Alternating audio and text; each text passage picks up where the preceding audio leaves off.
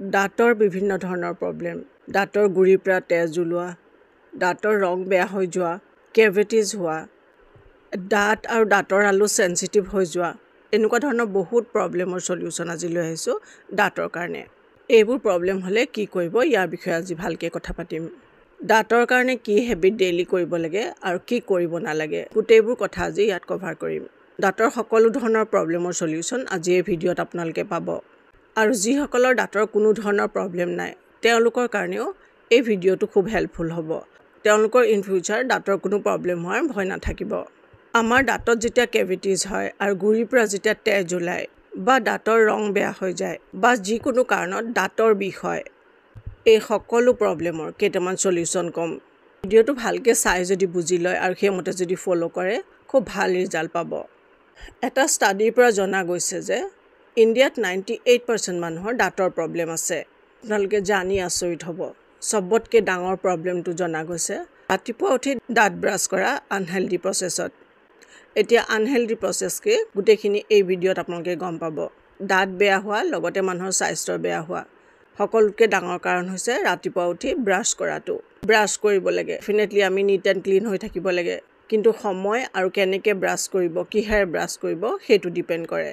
আমি ৰাতিপুৱা উঠি ব্ৰাছ কৰোঁ আৰু সেই ব্ৰাছত যি টুথপেষ্ট লওঁ তাত 3টা বা 4টা এনেকুৱা ষ্ট্ৰং কেমিকেল ইউজ কৰা হয় আৰু কোৱা হয় যে এই টুথপেষ্ট দাঁতৰ কাৰণে খুবেই ভাল। ইয়াৰ বিষয়ে বহুত ৰিচাৰ্চ হৈছে অলৰেডি, সেইবোৰ আপোনালোক সকলোৱে জনাটো দৰকাৰ। এবাৰ ভালকৈ চাই ল'ব। ৰাতিপুৱা উঠি আমি হাৰ্মফুল কেমিকেল মিহলোৱা পেষ্টেৰে আমি দাঁত ব্ৰাছ কৰোঁ আৰু এইটো ভাবোঁ যে আমি দাঁত ক্লিন কৰিছোঁ আৰু দাঁত হেল্ডি ৰাখিছোঁ। আৰু সেই পেষ্ট, সেই কেমিকেল মিহলোৱা পেষ্ট অলপ হ'লেও আমাৰ চেলাইবাৰ লগত আমাৰ পেটৰ ভিতৰলৈ যায়। আমাৰ জিভা আৰু দাঁতে বহুত ডাঙৰ ইণ্ডিকেশ্যন দিয়ে যে আমাৰ হেল্থ কেনেকুৱা আছে। আগৰ ডক্টৰবিলাকে যেতিয়া আপুনি হেল্থ চেকআপ কৰিবলৈ গৈছিল তেতিয়া এটা কথা মন কৰিছে চাগে, আমাৰ জিভা চাইছিল আৰু এইটো চাইছিল যে মুখৰ পৰা বেড অডৰ আহে নেকি, বেড স্মেল আহে নেকি মুখৰ পৰা। এই কথাটোৰ লগত ৰিলেটেড যে আমাৰ শৰীৰৰ অৰ্গেনছবোৰে ঠিকমতে কাম কৰিছে নে নাই।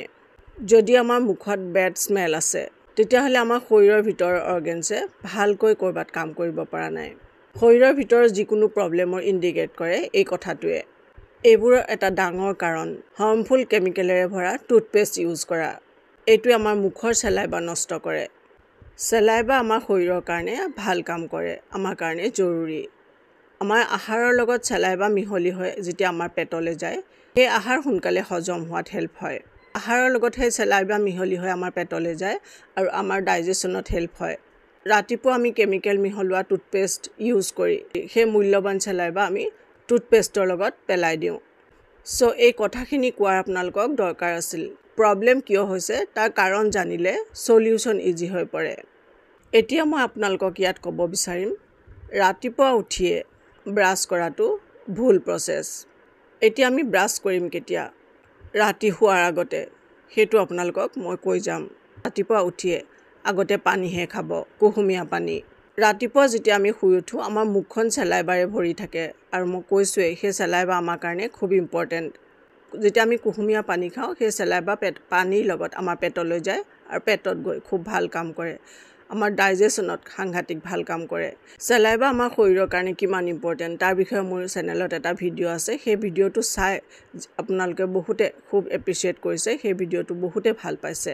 পাকস্থলী ঠিক থাকিলে আমাৰ ডাইজেশ্যন ঠিক হ'ব আৰু মুখৰ বেড স্মেল আহিব নোৱাৰে আৰু আমাৰ দাঁতো বেয়া হ'ব নোৱাৰে। যদি ডাইজেশ্যন বেয়া হয় আমাৰ এচিডিটি হ'বলৈ ধৰে আৰু সেই এচিড মুখলৈ আহি আমাৰ দাঁত বেয়া কৰে।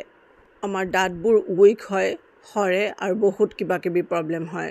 ৰাতিপুৱা সেই কেমিকেল মিহলোৱা টুথপেষ্ট ইউজ কৰাৰ ফলত আমাৰ দাঁতৰ এনামেলো নষ্ট হয়, যি এনামেলে দাঁত প্ৰটেক্ট কৰি ৰাখে। এতিয়া আপোনালোকৰ চাগে বহুত প্ৰশ্ন আহিছে দাঁত আমি তেতিয়াহ'লে কেনেকৈ ক্লিন কৰিম। খুব ভাল উপায় আছে দাঁত ক্লিন কৰাৰ কাৰণে। দাঁতটোন ইউজ কৰিব পাৰে। এতিয়া দাঁতটোন আকৌ প্ৰশ্ন আহিছে চাগে আপোনালোকৰ দাঁতটোন ক'ত পাব? দাঁতটোন পাব আপোনালোকৰ ঘৰত যদি আম গছ আছে।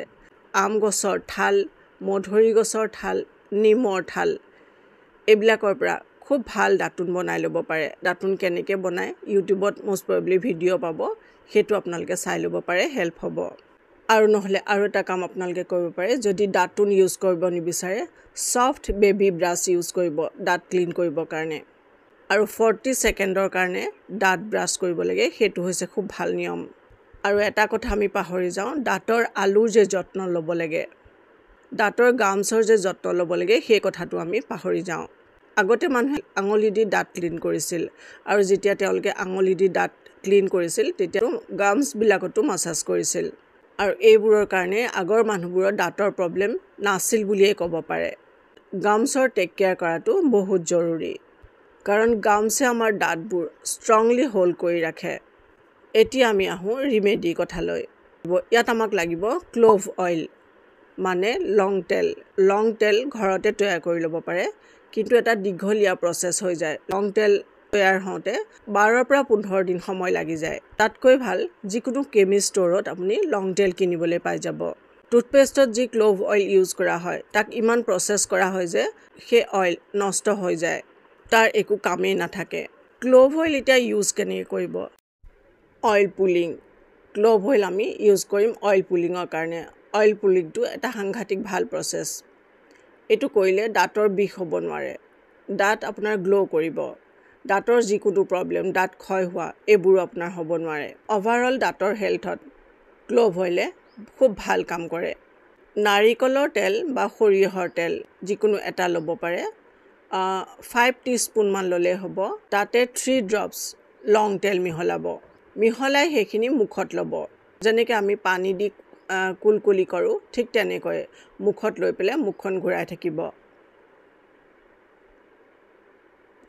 এইটো হিচাপত অইলখিনি লৈ ঘূৰাই থাকিব সেই সময়ত আপুনি যিকোনো কামো কৰিব পাৰে আৰু তেনেকৈ যদি মুখত তেলখিনি লৈ থাকোঁতে 1 বুন বা 2 বুন পেটলৈও যায় চিন্তা কৰিবলগীয়া কাৰণ একো নাই কাৰণ দুইটা তেলেই আমাক একো অপকাৰ নকৰে মিঠাতেল নাৰিকল তেল আৰু লং তেলটোৱেও আমাক একো অপকাৰ নকৰে পেটলৈ গৈ ইভেন লং তেলটোৱে আমাক ভালহে কৰিব কিন্তু আমি গিলিব নালাগে যদি বাই চান্সত গুচি যায় তেতিয়াহ'লে চিন্তাৰ একো কাৰণ নাই তেনেকৈ 1 মিনিটমান সময় বা তাতকৈ অকণ বেছিও হ'ব পাৰে মুখত লৈ পেলাই মুখত ঘূৰাই থাকিব 1 মিনিটমান সময় তাৰপিছত থু কৰি পেলাই দিব ব্ৰাছ বা দাঁতোন কিবা এডাল দি আপুনি ঘঁহি পেলাই সেইখিনি মুখখন ৱাছ কৰি দিব পাৰে এতিয়া ছেকেণ্ড নম্বৰ এটা ৰিমেডি লৈ আহিছোঁ সেইটো হৈছে মঞ্জন পাউডাৰ ফৰ্মত যিটো আহে দাঁত ক্লিন কৰাৰ কাৰণে লাল দাঁত মঞ্জন হ'ব পাৰে আৰু কিবা কিবি পোৱা যায় মাৰ্কেটত সেই তেনেকুৱা পাউডাৰ ফৰ্মত এটা ক্লিনাৰ ল'ব তাত 2 বা 3 ড্ৰপ লং তেল মিহলাব আৰু তাত 2 পিঞ্চমান মিহলাব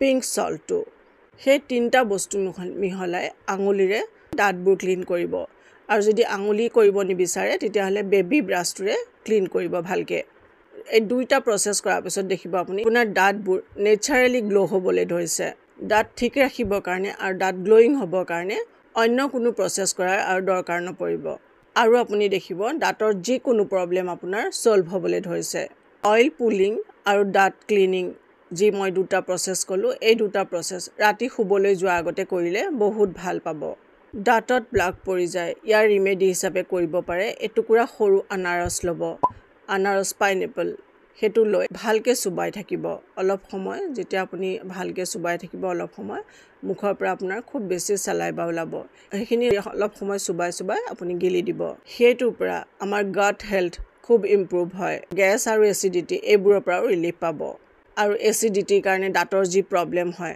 তাৰ পৰাও ৰিলিফ পাব আমাৰ মুখৰ ঘাঁ পেটৰ এচিডৰ কাৰণেও হয় আৰু আপোনাৰ মুখত বাৰে বাৰে ঘাঁ হোৱাৰ প্ৰব্লেম সলভ কৰিব মধুৰি পাত মুখৰ প্ৰব্লেম পেটৰ প্ৰব্লেমৰ কাৰণে বহুত বছৰ আগৰ পৰা ইউজ হৈ আহিছে কেইবাটাও ৰিচাৰ্চে কয় মধুৰি পাতৰ বেনিফিটৰ বিষয়ে মধুৰি কেইটামান কোমল পাত লৈ ভালকৈ ধুই সেইকেইটা খাব ৰাতিপুৱা হ'লে ভাল খাব মানে চুবাই থাকিব অলপ চুবাই পিছত অলপ সময় পিছত গিলি দিব তাৰপিছত অকণমান পানী খাই দিব পাৰে আৰু যদি ৰাতিপুৱা খাব নোৱাৰে তেতিয়াহ'লে দিনটোৰ ভিতৰত যিকোনো এটা সময়ত ল'ব পাৰে এই মধুৰি পাতে আপোনাৰ মুখৰ আৰু পেটৰ বহুত প্ৰব্লেম সলভ কৰিব আজি আছিল আমাৰ এইখিনি দাঁতৰ প্ৰব্লেমৰ ৰিমেডি প্ৰায় মানুহৰে দাঁতৰ প্ৰব্লেম থকা দেখা যায় চ' মই বিচাৰোঁ ভিডিঅ'টো যিমান পাৰে আপোনালোকে শ্বেয়াৰ কৰিব এই ভিডিঅ' যদি আপোনালোকে প্ৰথমবাৰৰ কাৰণে চাইছে তেতিয়াহ'লে মোৰ চেনেলটো ছাবস্ক্ৰাইব কৰি ল'ব নহ'লে মোৰ আহিবলগীয়া ভিডিঅ'ৰ নটিফিকেশ্যন আপোনালোকে মিছ কৰি দিব খুব নিজৰ যত্ন ল'ব সুখী হৈ থাকক হেল্ডি হৈ থাকক